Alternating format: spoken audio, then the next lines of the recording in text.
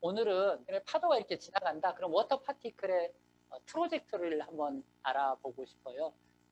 2학년 때 배울 때는 그냥 심해파는 원운동하고 천해파는 타원 운동한다. 타원 운동한다. 이렇게 그냥 직관적으로 관찰을 해보니까 그렇게 되더라 했는데 지금은 저희가 U하고 W를 알기 때문에 예타하고 엡실론을 구할 수가 있습니다. 그래서 어떤 이게 이제 해표면이 이렇게 있으면 이 파도가 이렇게 지나가잖아요. 그러면 이 물 입자가 운동을 하죠. 운동을 하면서 생기는 원운동의 궤적을 만들 수가 있는데요. 여기에서 보면 어떤 원의 중심으로부터 이게 두 개가 있죠. 이쪽 방향하고 이쪽 방향하고 높이가 있는데 어떤 워터 파티클이 이렇게 원을 중심으로부터 이렇게 여기에 지금 놓여 있다. 그 얘기는 가로로 또는 높이 방향으로 움직였다. 그래서 이 높이 방향으로 움직인 정도를 예타라고 부르고 X 방향으로 움직인 정도를 엡실론이라고 이렇게 부릅니다. 예타와 엡실론. 특별히 예타는 W를 적분하면 되고요. 엡실론은 U를 적분하면 됩니다. 그래서 엡실론은 파의 궤적이요. X, G, T로 변할 텐데 엡실론은 적분을 한 거예요. 뭘 적분했냐면 X 방향의 U를 적분을 하면 된다. 시간에 대해서. 한 바퀴 삥 이렇게 적분을 하면 이니셜 컨디션에서 예를 들면 0이라 어떤 의미의 0의 위치에서 이렇게 한 바퀴 도는 것을 말하고요. 그 다음에 이에타는 W를 이런 식으로 적분하면 되죠. 여러분 노트에 지금 있을 거예요. 적분하는데 U 있죠. U를 노트에서 찾아서 한번 적어보실래요? U는 A 오메가의 익스포넨셜의 마이너스 카파 G의 심해파의 경우입니다.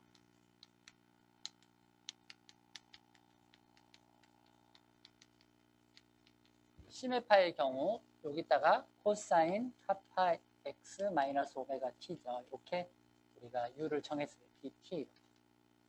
그래서 한 주기 동안 얘를 쭉 어떤 t 이퀄 제로에서 어떤 t까지 쭉 해서 예타의 위치를 한번 정해 보려고 합니다. 이거 많이 봤던 거죠. u 그대로 쓴 거잖아요. 심해파에 대해서.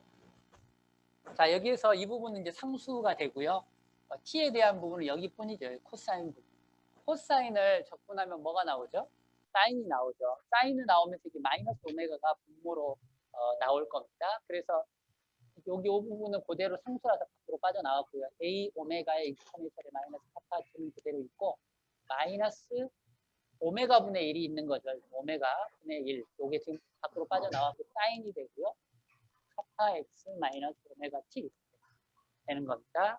그러면 이제 이게 그 적분한 거잖아요. 그래서 예타를 지금 구한 겁니다. 그래서 여기 오메가하고 여기 오메가가 이렇게 사라지면 예타가 구해졌네요. 예타 X인데 마이너스 A의 익스포넨셜의 마이너스 카파지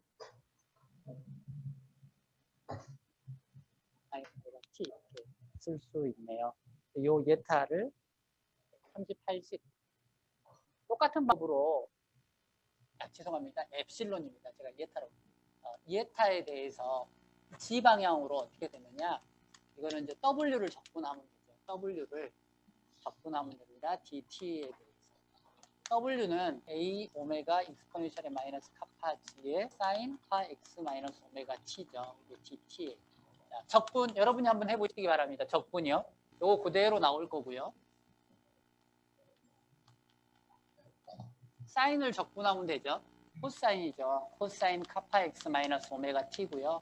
그 다음에 여기에 이제 마이너스 오메가가 밖으로 이렇게 나오게 되죠. 원래 이걸 적분하면 마이너스 코사인이었기 때문에 그 다음에 마이너스 오메가가 이렇게 나와서 두 개가 없어져 가지고 A의 익스포넨셜의 마이너스 카파 G 이렇게 되고 뒤에다 코사인 카파 X 마이너스 오메가 T 이렇게 쓰면은 되겠습니다. 그래서 이게 예타가 됐고요. 물론 여기도 상수가 붙어서 예타 제로가 이렇게 붙기는 할 거예요. 그렇지만 이게 이제 결국 엡실론 제로하고 예타 제로가 이 운동의 중심이 될 건데요. 이따가 알아보면. 그래서 이걸 39식이라고 하겠습니다. 이렇게 돼서 엡실론하고 예타가 있는데 가만히 쳐다보면 이 부분이 있고 뒤에 사인하고 코사인이 있어요. 그래서 엡실론하고 예타가 저렇게 있는데 잘 봐봤더니 앞에 이 앞부분이 똑같고 뒤에 사인하고 코사인이 걸 제곱해서 더하면 좋은 일이 생기겠네요. 그래서 요거를 엡실론의 제곱 더하기 이에타의 제곱을 한번 해봤어요.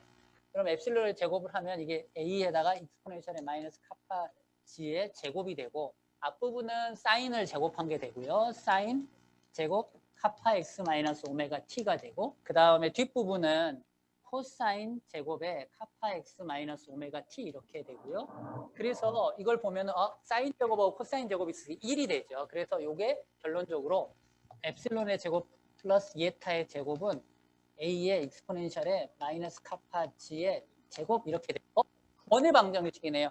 어떤 x 방향의 이동, y 방향의 운동 그 위치 그거를 제곱했더니 요게 원의 방정식이 이렇게 됐죠. 물론 제가 이렇게 할 수 있어요. 요 엡실론의 제로가 있으니까 여기다가 엡실론 마이너스 엡실론의 제곱, 예타 마이너스 예타의 제곱 이렇게 쓸 수 있어요. 정확한 풀이는 이렇게 돼야 되는 거죠. 예타 마이너스 예타의 제곱 더하기 엡실론 예타의 제곱은 a의 익스포넨셜 마이너스 카파 g의 제곱 이렇게 돼야 정확한 거죠. 그래서 여기 중심이고요. 원의 중심이고 저게 원의 반지름이죠. 그래서 원의 반경은 그 원운동의 반지름이 a의 익스포넨셜의 마이너스 카파 g가 되고 여전히 여기를 이제 마이너스로 했냐 플러스로 했냐 그 문제는 이거 이제 양이냐 그 문제니까 수심이 깊어지면 얘가 점점 원에 작아지는 거죠. 수심이 깊어질수록 되게 작아지게 만든다.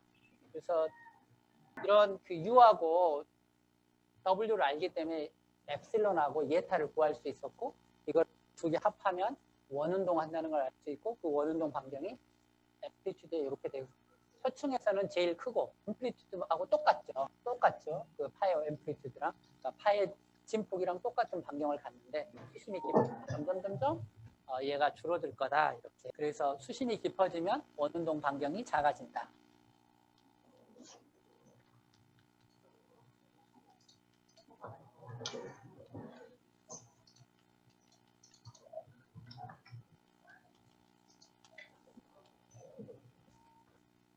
천회파에 대해서는 천회파의 경우 이것도 똑같이 엡실론하고 예타를 똑같이 구할 수가 있죠. 천회파의 궤적에 대해서는 여러분이 숙제로 제출하면 되겠습니다. 답은 타원인데요.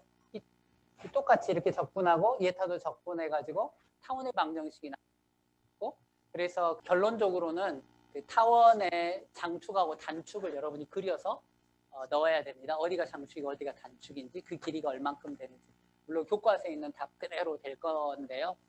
여러분이 그냥 조금만 계산하시면 타원의 방정식이 나온다는 걸 알 수 있습니다. 그래서 여러분이 직접 한번 해보기를 원하고요. 이게 원의 방정식보다는 타원의 방정식 조금 더 어려워 보여요. 그래도 여러분 칠 수 있을 거라고 생각합니다. 결론은 이렇게 나오죠. 이게 호목이고요. 이거 천회파의 일대 입자의 궤적을 이런 식으로 수학식으로 구한 다음에 그림으로 그리셔야 되고요.